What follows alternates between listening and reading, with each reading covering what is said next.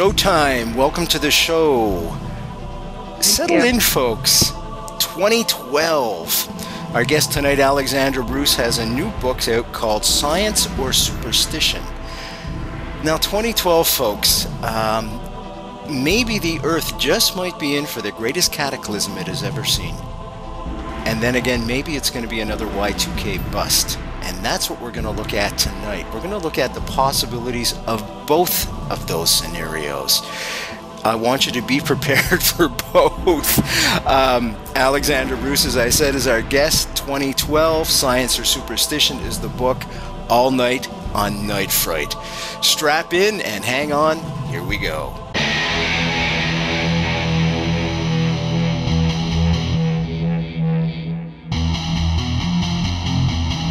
There is a time to question. There is a time for answers. There is a time to challenge. There is a time to speculate. There is a time for change. There is a time for truth. The time is now.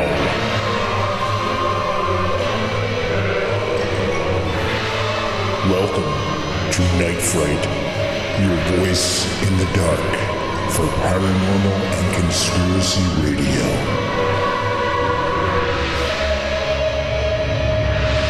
And now your host, Brent Holland.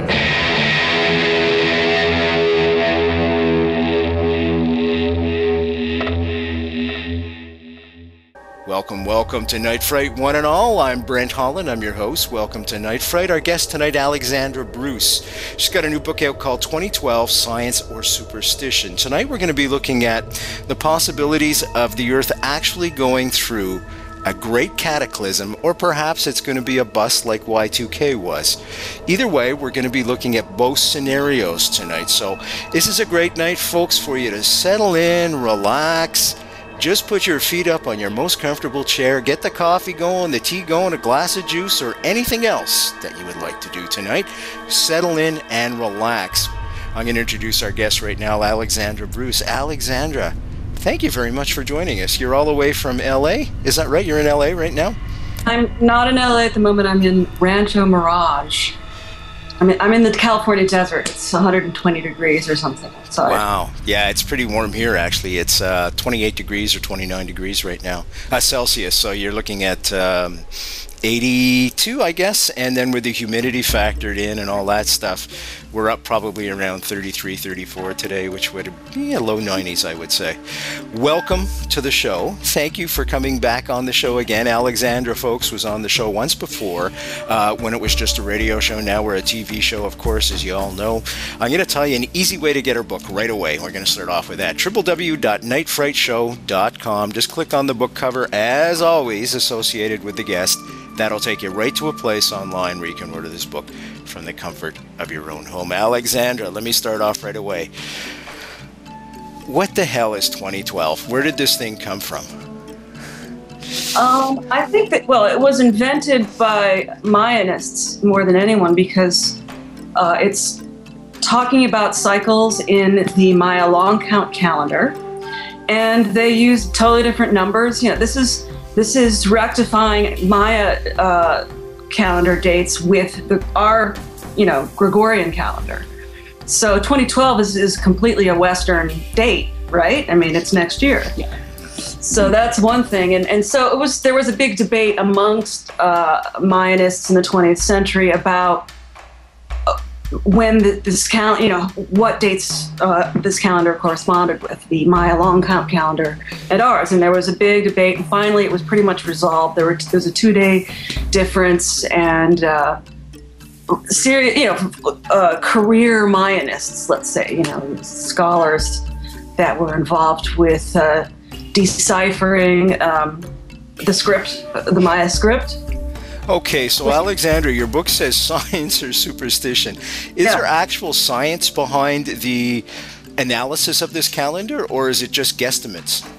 No, there's science in the sense that it was not a wacko who first proposed that there might be, something significant about this date. It was one of the first, Michael Coe, I believe, from Yale University, and other big important boards in archaeology in the United States, and he was one of the pioneers of Mayanism, and as far as the whole unearthing and the cracking of the script and everything is a pretty new development in archaeology. The script was finally, there was a breakthrough in decoding it in the mid-1980s. So compared to other civilizations that have been unearthed, it's a pretty new story in archaeology. Okay, fair enough, but the leap to an apocalyptic ending to this calendar, where does that play into it? Is that written somewhere in the Mayan texts? Is that legend? Is it myth? Okay, it's definitely making a leap. There's one monument in Tortuguero in Mexico. It's called Monument Number 6. They give them very boring names. And it does reference the date 2012, and it does reference a god of war, but he's also a god that's present during creation events, an event in the sky. The monument is partially defaced, so they can't see the entire message, but they can see the date, and they can see some kind of a reference to something in the sky and a warlike scenario.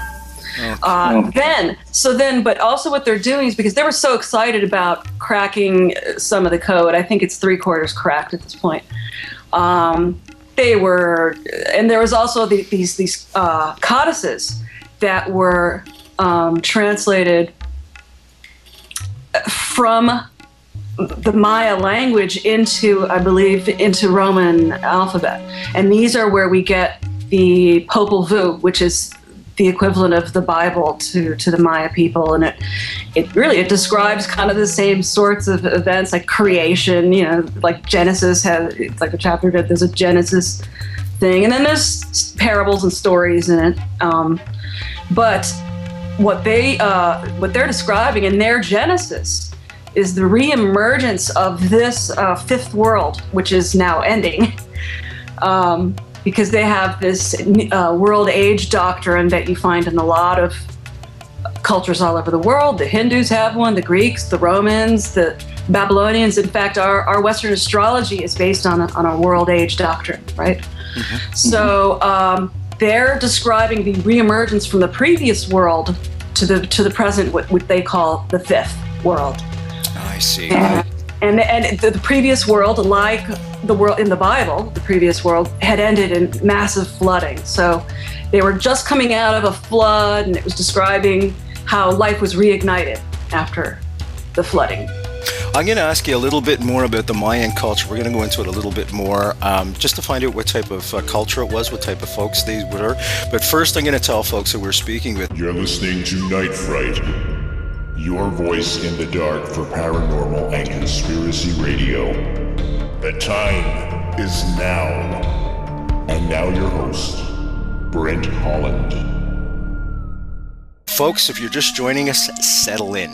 We're going to be talking about 2012 all night with none better than an expert called Alexandra Bruce. Now, she's got a book out called 2012 Science or Superstition.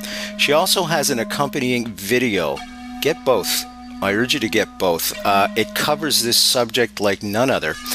Easy way to get both, as always, www.nightfrightshow.com. Just click on the book cover associated with tonight's guest. That'll take you right to a place where you can get both of these items online from the comfort of your own armchair. And do settle in, folks. Lots of time left if you're just joining us. Alexandra, what type of folks were the Mayans? It always astonishes me when we go back and look at ancient cultures and the way that they are able to discern what's happening in the sky just by their naked eye without a telescope. This is mind-blowing to me, and indeed this is another culture that did the same thing.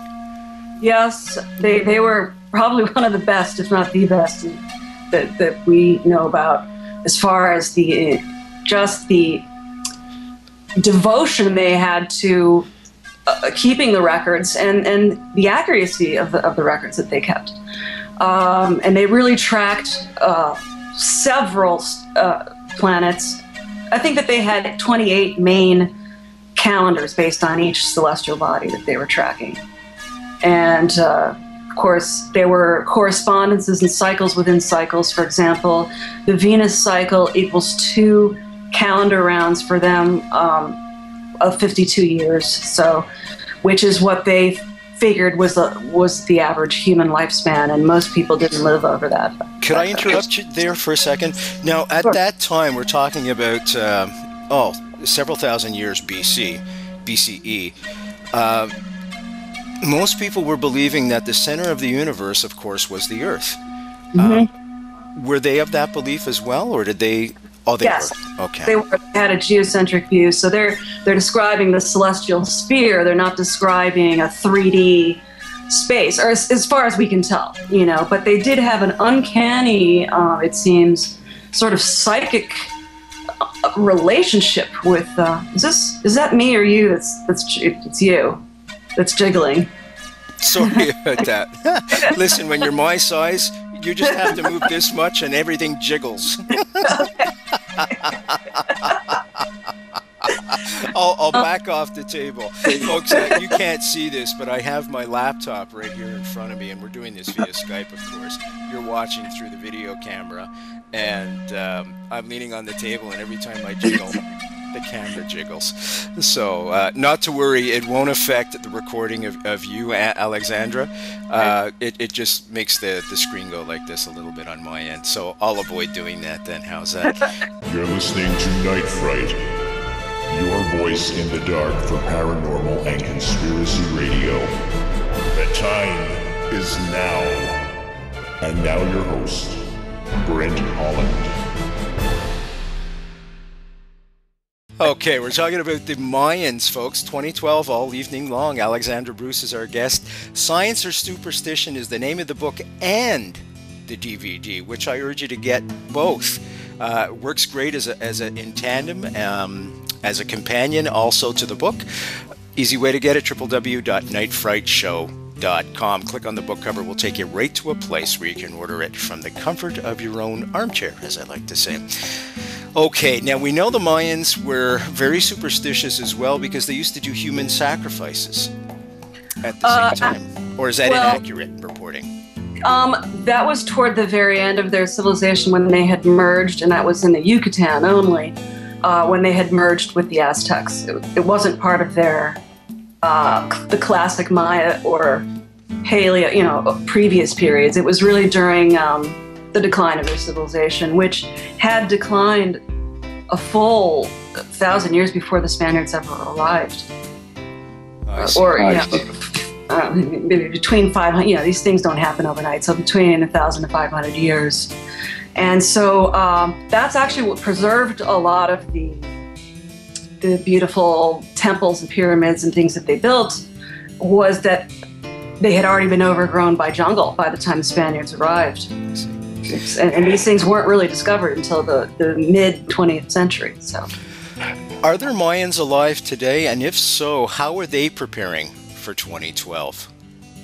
There are 6 million native Maya speakers in southern Mexico. There are several dialects, but they all go back to classic Maya from 2000 BC. And they have people who have been keeping the calendars and keeping the timekeepers. They've been there are groups that have never stopped doing it up in the highlands of Guatemala. And some believe that it already happened. I think that some believe that 2010 or even 2009 were already the date, that we've been trying to rectify to our calendar, And to them, they see it as a very positive situation, because for them, the past eon or age has not been so good to them. They've been conquered by Europeans, and it wasn't that good for them. So they think it's going to be a new era, that it's going to be an improvement over the last one for them. Okay. What do they see happening on that day? Do they see a cataclysm, an apocalyptic convergence of some sort? We've heard about poles shifting and plates sliding. In general, the modern Maya don't seem to see this. But the reason why the Anglo archaeologists thought that that's what it signified was because this is the way, characteristically, that ages begin and end is through some cataclysm or another. And the previous one appeared to have been a massive flood, which, and their flood, if you look at the timeline, it does correspond to, for example, the beginning of this age, which is now ending. It's 5,126 years or so. That, you know, is the length of the era, and the beginning of that is also the beginning of the Hindu Kali Yuga, which is also held to be a dark age, if you will. And so it's absolutely, it corresponds, and it seems to correspond more or less with, you know, right after the flood of Noah, you know, this flood that happened around 5,000 years ago. 5,000 years ago. You bring up the Jewish Bible, the Torah, and we're going to look at Revelations as well. Are there commonalities running through all the religions? Yeah. We know that the return of the Mehdi is supposed to come. That's Islam. We know that the return of Christ is supposed to come, Christianity, and the Mashiach is supposed to come as well. That's Judaism. Are all these converging, or are we just, as Westerners, because it's sexy and in vogue right now, like Y2K was, fabricating all this to come together and reading things into it? I think that they do. I think that that's probably all of the above, but it does appear that there is some, I think that the main thing that's uniting all of this is that a lot of this really is based on celestial observations, and that what you find, and what's a big topic of the film, 2012 Science or Superstition, is the idea that mythology, ancient mythology, is a coded priestly language to describe astronomical events. That all these myths that you know, in Greek myth, Egyptian myth, Sumerian, that a lot of this is really talking about celestial events before there was a language of science to describe them scientifically. So, and maybe not everyone was aware of this, but the priests were initiated, and that what these myths were really talking about is celestial movements. Let's talk some more about that, but first I want to tell folks who we're speaking with. You're listening to Night Fright, your voice in the dark for paranormal and conspiracy radio. The time is now. And now your host, Brent Holland. Folks, 2012 all night. Settle in, relax. It's going to be a great show. Just joining us, we've got lots of time left. No problem. Get in your comfy chair. Get that tea, coffee going, juice going. Easy way to get the book. It's called 2012 Science or Superstition by our guest tonight. It's written by our guest Alexandra Bruce. She also has a DVD companion that goes with that. I urge you all to get both. There's nothing like reading a chapter and then watching the actual people that gave the text to that chapter. It's a wonderful way to do it. Easy way to get both products, folks. www.nightfrightshow.com. Night Fright Show. You see it running across here. .com. Click on the book cover, the DVD cover associated with tonight's guest. That'll take you right to a place where you can order these products from the comfort of your own home. Should arrive a couple of days maximum. Canada Post is off strike again, so things are rolling again.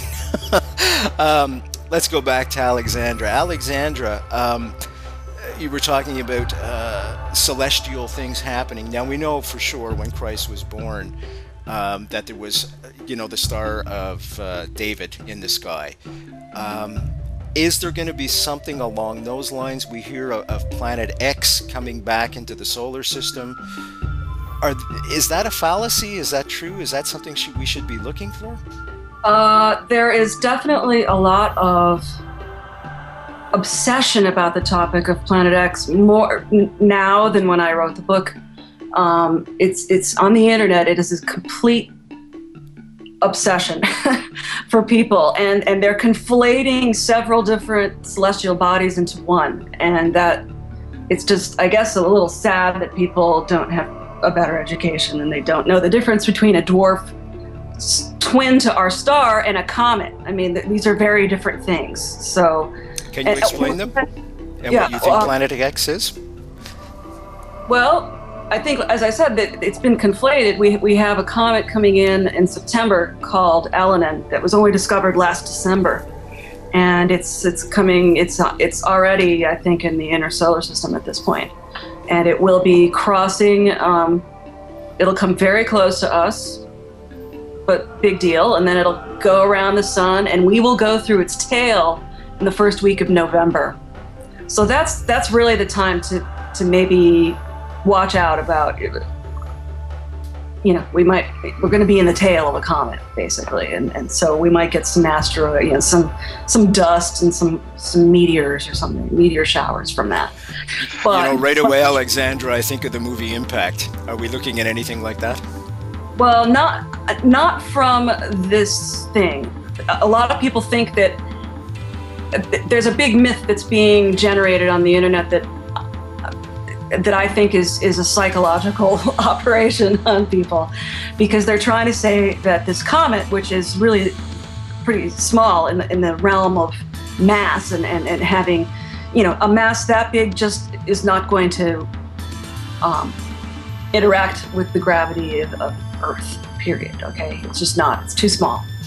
And what we do know about comets is that they expand in volume the closer they come to the sun. But that doesn't mean that they're more massive or that they can pack a punch. It's just that because they're sort of gaseous by nature, they expand like everything does when it gets heated up. You know, like all atoms do. You know, any you know, the states of matter are, what is it? It's solid, liquid, matter, gas. You know, and that means it's in a more expanded. You know, the molecules expand. So my guess is nothing's going to happen with Elenin, but they're conflating it with a possible object that they have been predicting for a long time. It's gone by a few different names. I think Nemesis, Nibiru, maybe, if these are one and the same thing. And what that is a predicted, but as yet to be found, brown dwarf twin to our sun, which would really be a binary system like most stars are. It's rare, it's much more rare to have a single star than it is to have a binary or trinary system. So, you know, but usually when binary stars are closer to each other than this predicted object, which is covered heavily in the movie. They're orbiting around each other. A star is not coming into the inner solar system. That's not how that works. Okay. Alexandra, I had guests on a couple of years ago, about 2012. We really did a whole special, and you were one of those guests, actually. But one guest had mentioned that he has sold all his land. He sold his house. 4 of his friends have gotten together, sold everything, dropped their jobs, and they've bought a small parcel of land at the top of a mountain in Spain, because he feels that's the only place humanity will survive, be able to survive, once this cataclysm takes place. And then at the other end of the spectrum, I've had guests on who believe it's just a spiritual renewal, and it's up to the individual whether they want to partake in that. Is the truth somewhere in the middle, or? Yeah, I think so, and I think that what you're really talking about is comparing. It is people who are totally materialistic and believe that 3D and materialist values are all that exist. And you're talking about other people for whom, let's say, a catastrophic, you know, event, cataclysm on Earth, which could mean the deaths of millions, if not billions of people, would be a spiritual renewal. I mean, if they're not concerned about 3D as much as as the materialists, maybe that's what a change of consciousness looks like. You're listening to Night Fright, your voice in the dark for paranormal and conspiracy radio. The time is now. And now your host, Brent Holland. Toronto. No, Alexandra Bruce is our guest tonight, folks. We're talking about 2012. We're talking about all aspects of 2012.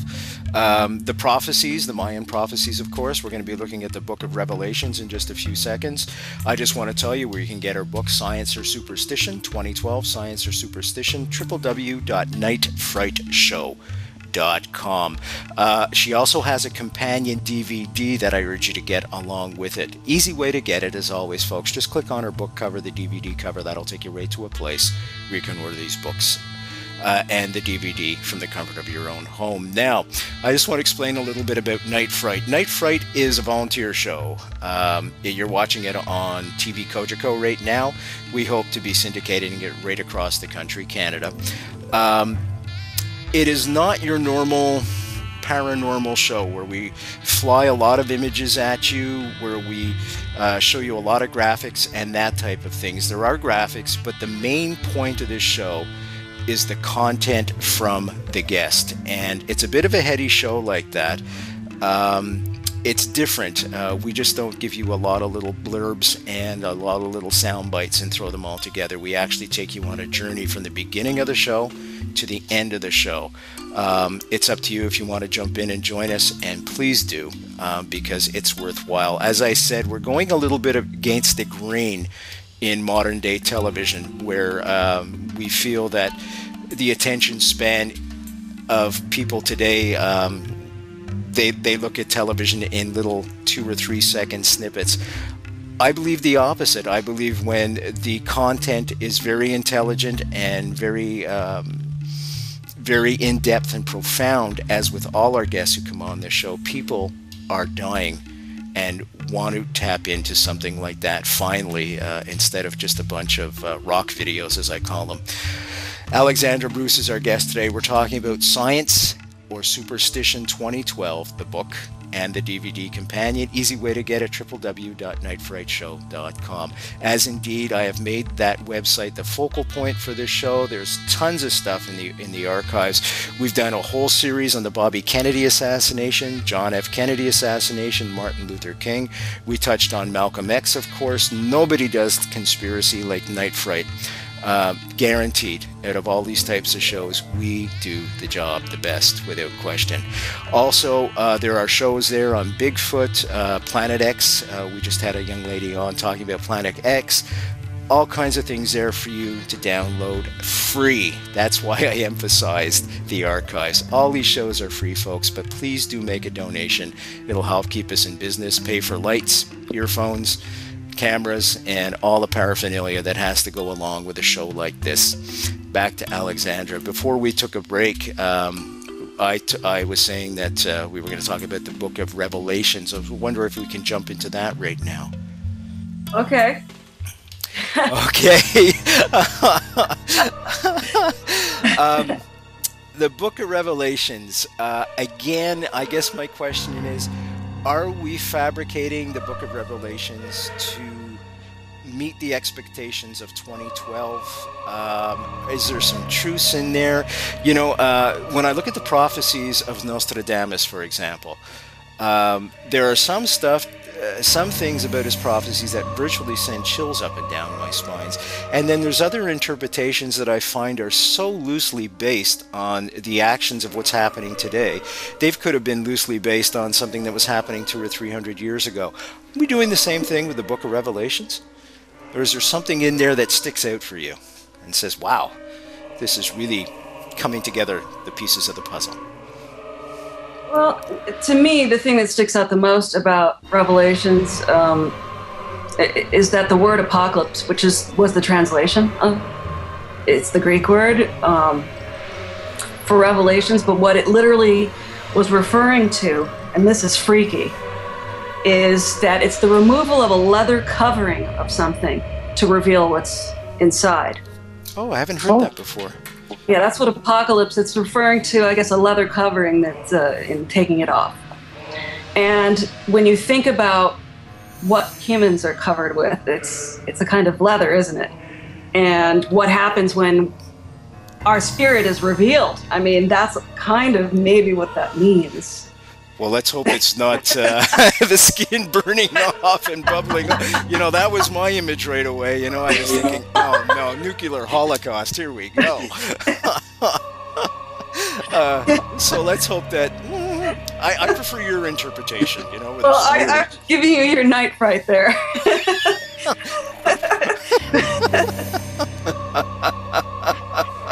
Yeah.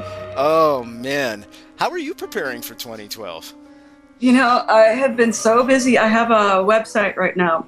First, I want to clear up a couple of things. I did not make that movie. That was made by my publisher, Gary Badley, and Nimrod Erez, filmmaker. The two of them made that film. And I was commissioned to do a book that expounded on it and went further than a movie can go because, as you know, I mean, you can't even make a feature film out of a book. You can only do it out of a short story. It's just feature film, or, you know, film it takes longer to say things. Anyway, so I went to places in my book that were not covered in the film, and I maybe didn't go as deep into some things that the film went into, but primarily what they were very concerned with in the book was this idea of the sun being part of a binary star system, and how it's really this cycle of which it changes, but it's between 19,000 and 25,000 years for a great year is what it's called, which is one full revolution around each other of the two stars, the sun and its brown dwarf twin, which we still have not, well, it hasn't been announced anyway, because there was recently an infrared, I think 5-mass sky survey that wrapped up at the beginning of this year or in the middle of the spring of this year.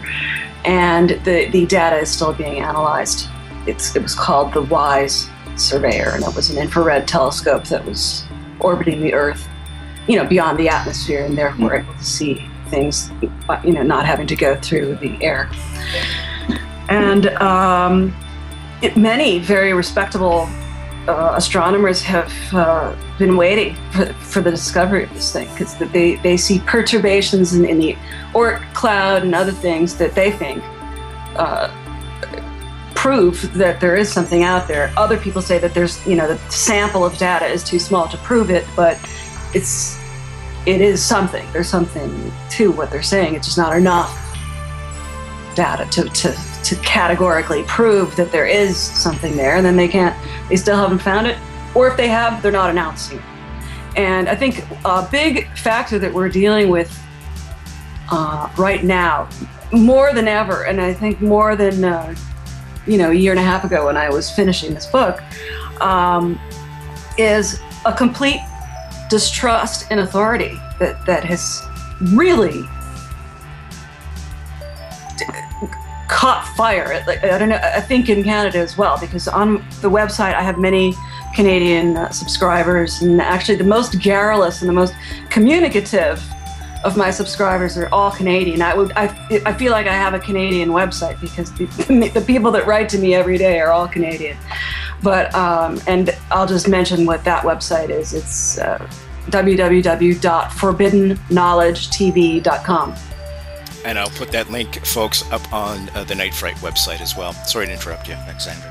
No problem. Thank you. Okay, what are you planning to do, though, on 2012? Well, I think that people are more focused with the end of 2011 right now. And it's interesting because one of the people who was involved, who got into the debate about the dating or the, you know, corresponding the Maya calendar with our Gregorian calendar, is a scientist who's actually not an anthropologist, but he's from Sweden, and his name is Johan Kalaman.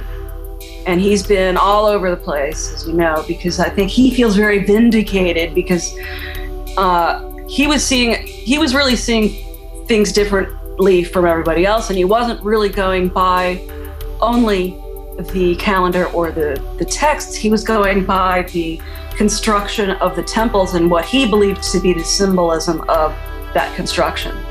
And so he thinks that 2012, you know, December 21st, 2012 is not happening on that date as is accepted in Mayanism, and the study of Maya, ancient Maya civilization. He thinks that it's ending more like in October, I think October 11th of 2011. So coming up very shortly then. Yes. Okay. And there are many others, in this sort of apocalyptic internet version of the apocalypse, because then there's all the many Christian fundamentalist ones, and then there's the, I guess, other religious ones. But there was one earlier this year that didn't happen, and May 21st. You may or may not recall that. Yeah, I remember that one. Yeah. But these people are really associating it with this comet element now. That's coming. People ask me all the time that same question: what am I going to be doing December 21st, 2012? And I simply answer: Christmas shopping. Because I think if there's anything coming, it's probably going to be a spiritual renewal. And I believe a spiritual renewal is available to us anytime. Yeah. Anytime we want to change, we have that ability to do it and find God in our own way. There's a wonderful text in in Islam that says there's as many ways to come to God as there is people in the world. So I'm not trying to preach here, folks. I'm just telling you some information I came across. It's up to you how you want to interpret that yourselves. That's why you're tuning into a show like this. The other thing I want to say too is in 1998 I went through the ice storm that was in Quebec. Originally from Montreal, and it affected this region as well. It was a city of 3.5 million people that was virtually plunged into the dark in the middle of the winter, the beginning of the winter, which meant that any chance of getting warm was months off, and the temperatures plunged to into the minus 20s. I think it was minus 28 Celsius, which would be, it kind of evens out around that point, but let's say minus 30, 35. Nobody died, thank God, but I made a decision at that point because think about this, there's no electricity, folks. You cannot use your debit card. All you have is what's in your pockets, virtually. If you have $10 in change in your pockets, that's all you've got till the electricity comes back on. There's no way to get cash. Everything's closed. You can't use a debit card. You can't use a credit card to get food. Nothing. And the Sons of Guns, what they did during that period was they started to put things up in prices, necessities such as food, water. It was a horrible time. I always remember the helicopter going across the center of downtown Montreal, and that's all you could see was this silhouette of a helicopter with this big beam of light, and that was the only thing that was visible in a huge modern city of 3.5 million. So if an apocalypse is coming, I want to be at ground zero. There's no way I want to survive that afterwards. Just trying to get food and everything was nuts, absolutely nuts. Yeah, I agree with you on that one. I don't, who needs to be especially like because they're talking about massive radiation. We're dealing with massive radiation. It's sort of not being very underreported. But it did come out earlier this week that the children in a city 60 miles away from Fukushima all have radioactive urine at this point. It's really heartbreaking. It's too awful. It's too awful. So if that's not apocalyptic, I don't know what is. Well, you see, this is what gets me. By the way, folks, our guest Alexandra Bruce, 2012 Science or Superstition is the book. Companion DVD, Science or Superstition as well, 2012. www.nightfrightshow.com. Click on the book cover, take you right to a place you can order the book. See, this is what gets me. I'm thinking, this is a bunch of bunk. It's going to be like Y2K. And all of a sudden, several months ago, we have a rash of all these birds dying for unknown reasons. And they still haven't come up with a logical reason. Nothing geographically connecting them whatsoever, and birds just dropping virtually out of the sky. And then we hear, I remember a couple of years ago, a fellow was on, he was prophesizing huge earthquakes and tsunamis in Japan, and I'm thinking, yeah, right. And then all of a sudden, what you just said took place a month and a half, 2 months ago. And all of a sudden, I get chills down my spine thinking, oh my God, is this going to really happen? I mean, it's just unbelievable what's happening in the world today. I mean, the war is just going on and on and on and on, and somebody gets upset. You know, I've often said maybe what we should do is just put Walmarts everywhere, because, you know, when I go out shopping with my honey, you know, I'm the guy carrying the bags behind. If the guys are busy carrying bags, they won't be carrying rifles. So, I don't know. I'm hoping for a spiritual renewal, but I'm hoping for that every day. Is there any truth to these Mayan prophecies? Was it a prophecy? Was it a warning for us to heed the call, so to speak, and change our ways?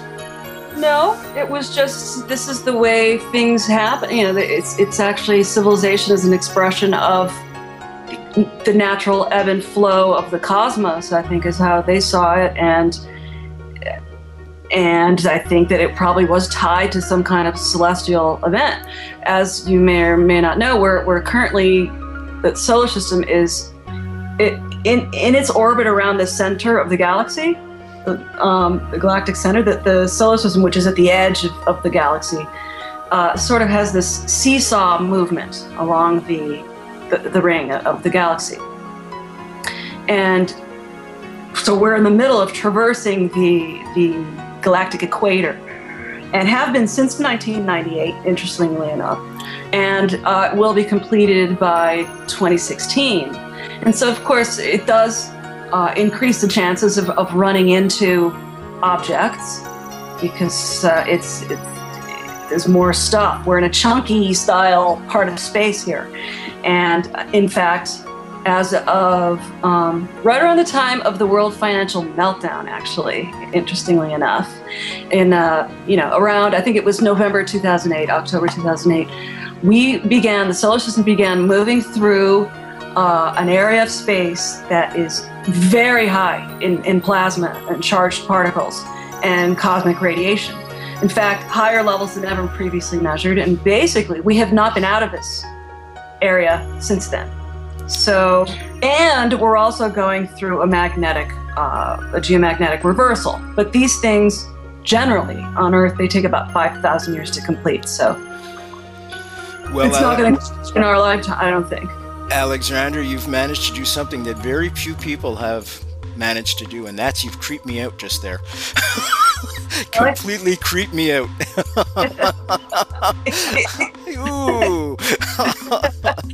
Okay, folks, we're talking about 2012 all night long. You're just joining us. Settle in. This is a great topic. It's a great guest, Alexandra Bruce. She's an expert in this field. She's got a book out called 2012 Science or Superstition. There's a companion DVD that goes along with it. I urge you all to get both of them. Very entertaining, very educational. Graham Hancock's in there. As you know, Graham's been on the show talking about the same subject matter. Terrific guest. And Mr. Bouval is there as well. He was on talking about the pyramids. A lot of folks that you recognize that have been on this show are also in the DVD. www.nightfrightshow.com. Click on the book cover, the DVD associated with today's guest. That'll take you right to a place where you can order the book. You had touched on the authorities, the leadership right now being irresponsible. Is there a conspiracy to cover up? You know, I was watching Jesse Ventura's show, and I'll plug his show. I watch it, of course, and I'm hoping to have Jesse on the show, actually. He was talking about all these underground facilities being built and right across the board. Are they actually to survive 2012? He was saying a lot of rich people are buying them as well, or is that for something else that might be cataclysmic? Well, I think that the first ones of these were to survive nuclear exchange and nuclear warfare.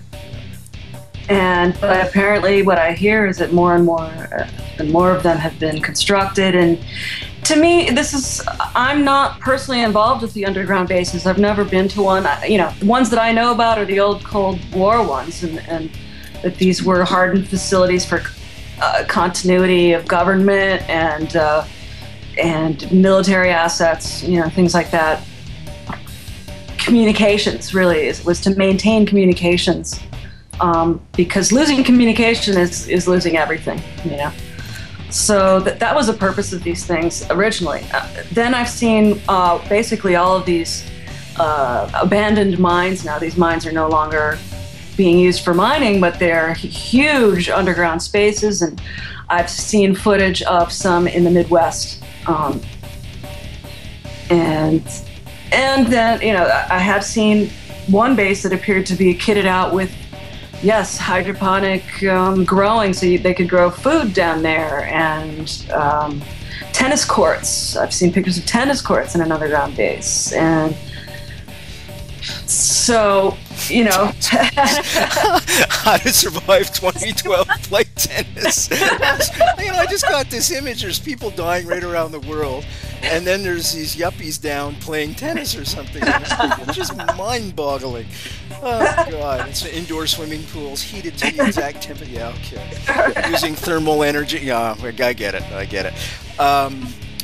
Okay, so yeah, I was just wondering if the government does know something that we don't, and that's the reason why they're making all these bases and things. But I you know, given the terrorism right now in the world, I think it makes perfect sense to build something for continuity of government like never before. I mean, one nuclear bomb or one Japan earthquake can make for a very, very bad day.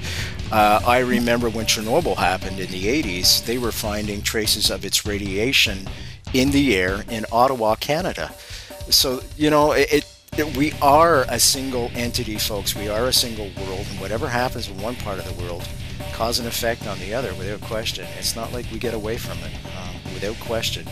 It is a single world. We have to take care of our planet. And I often go back to what Reagan said, you know, how the world would unite if there was UFO attacks. And I'm not talking about extraterrestrials, folks. I'm talking about an external threat to the world. That may be the one thing to make the world come out of its own little boxes all around the world and unite and come together. That may be the thing to do it. And I think that's what Reagan was talking about.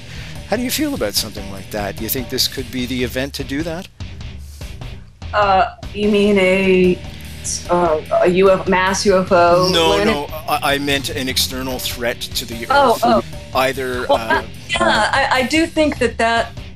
Okay, the people that I speak to every day who are real hard-bitten conspiracy watchers, they think, you know, that what their take on all of this is that this is a psychological warfare. The whole thing is the whole fear of cataclysm and everything, and that this is, and it may or may not be real, but it's definitely being used to, to destroy national sovereignty and to make a one-world government that is extremely controlled. Everybody has some kind of monitoring or chip on them at all times and is completely controlled and controllable. And another big theme in all of this is massive depopulation. So there may be a natural thing on its way that would cause that. There was a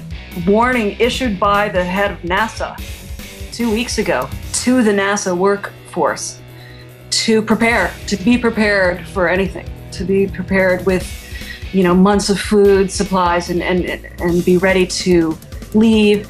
There's this new phenomenon that people refer to called the bugout bag, which is to have basically, you know, a Geiger counter and you know, good shoes that you can hike in. You know, you don't want to be stranded with your heels or floppy sandals, and then it's winter and you need better, you know, more protective boots than that. So it's telling you to just be completely prepared to have to leave your home and to have everything you need in a bag that you can take, you know, a tent, food that preserves, a way to cook it or something, you know, something, and a way to escape wherever it is that you live, especially if you live in the cities, because those are going to be scenes of rioting for diminished resources and things like that.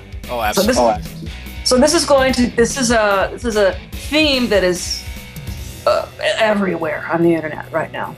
Wow, and that's the head of NASA said that. Now you've done that twice now. You've creeped me out twice in one show. So it's one thing wrote the book, but this was like now 2 weeks ago. The head of NASA was warning the NASA, you know, the NASA family is what he called it, and it's everybody who works for NASA and their families is who it was geared towards, is to be prepared Well, it's always good to have a survival bag, without question. We have a couple here just in case.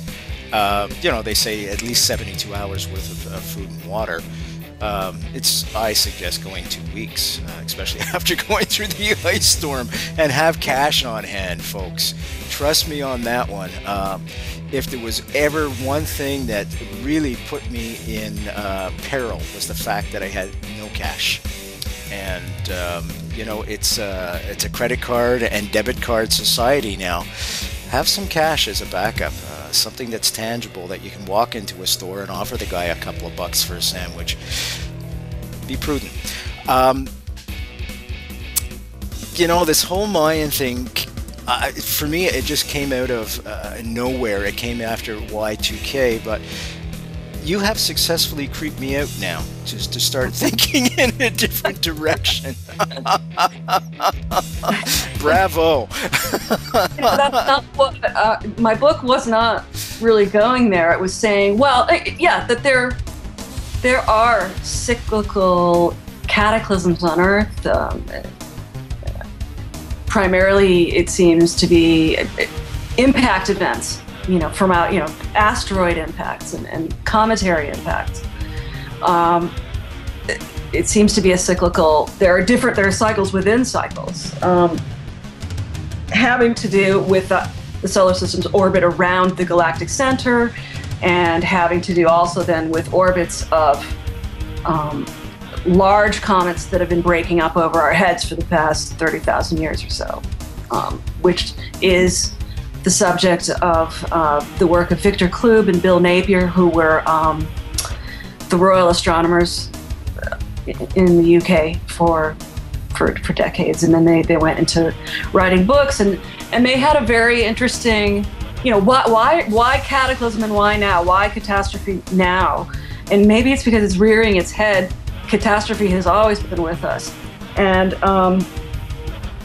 the world does seem to cyclically go through some cataclysm every 5,000 or so years, and then bigger cycles of bigger destruction. Like there's one, if you look at this, the cycles of fossil diversity is a paper that was correlated to, this was an Earth studies study that came out, I guess, in the mid 80s. And it was really just talking about marine fossils that, and they were able to see, definite cycles. And there was a very strong one every 26 million years. There was the strongest one that they seemed to find was every 65 million years. And, that's when we had the Permian extinction, right? That was before. That was an even bigger extinction event than the one that killed the dinosaurs, which killed 75% of all life on Earth. But then there was apparently another one, according to Richard Firestone, who's from the University of California, Berkeley. And he says that there was probably an air blast. It probably didn't impact, but sort of like the Tunguska event, didn't impact, but it took out 800,000 acres of the Siberian forest. Actually, not far from here, and I know you vacationed in that area too, Killarney. In Sudbury, there was a huge crater that was created, and this is where all the nickel came from 200 million years ago. And so this happens all the time, and of course that was... Right. That's Richard Firestone's comment, I believe, was that it basically did an air blast over what was then a glacier, what became the Great Lakes. But it was at that point 3 miles thick of ice. So I'm thinking that even if something landed, and it wasn't something on the order of what impacted in the Yucatan, which also there's a very interesting story about that, which I'll get to, but there were Paleo Indians living there at the time. There were megafauna, the mammoths, the American camel, and crazy animals that just don't exist here. But all the giant ground sloth, these 5-ton animals that existed. I have to interrupt you because we still have them here. We just call them politicians. But anyway, so large, the saber-toothed tigers that we know about, that these things all went extinct around that time. And Richard Firestone believes that it was this cometary impact that did it, that also got rid of the Clovis culture of Native Americans that were primarily the ones that were in North America and Canada in particular. And that probably resulted in the melting of the ice, and might have had something to do with these flood legends. There are numerous flood legends, because then there's also the one that happened during Noah's time. And there is a group of interdisciplinary scientists called the Holocene Impact Working Group, and led by a woman named Dallas Abbott, who's at Columbia University in New York, who is an earth scientist primarily. And what they've done is that they figured that most impact events have happened in the oceans, because most of the Earth is covered by oceans. And so their main area of inquiry is searching for underwater craters from impact events. And they're trying to find impact events that happened within the Holocene epoch, which began, by the way, after this melting, after the last ice age, after this last impact event. Which is not really discussed about very much. In fact, the Richard Firestone theory that I've been discussing is not generally accepted by people, because catastrophism is not generally, it's just kind of like there's a cover-up about it in science. It's not really discussed. It's sort of like politics or religion at the dinner table. You don't want to.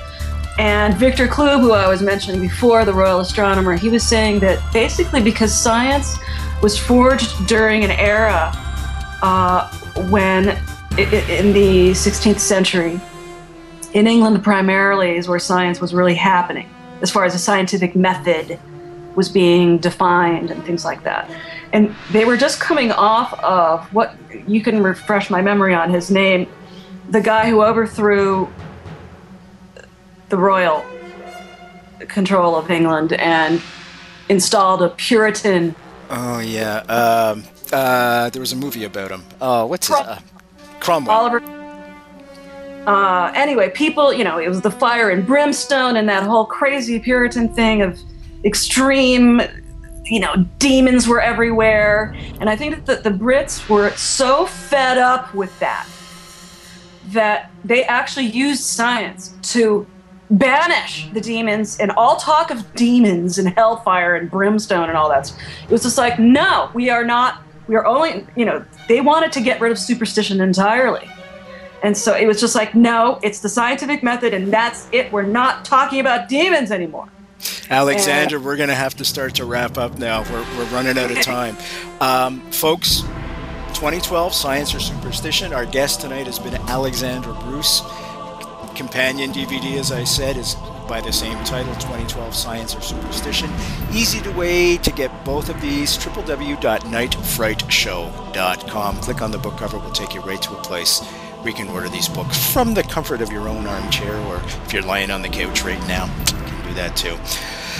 Alexandra, I want to thank you so much for joining us tonight. It's been really an eye-opener, and you've, like I said before, you've done two things tonight that people usually don't. The last time I was creeped out when I had a woman on talking about an exorcism she went through, or she went on Cath. So, way to go. Bravo. Folks, I'm Brent Holland from Night Fright. See you.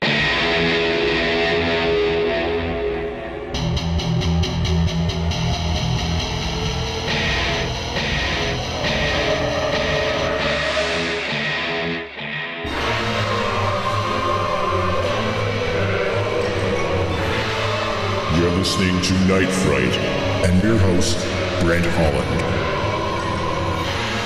The time is now. Your voice in the dark for paranormal and conspiracy radio.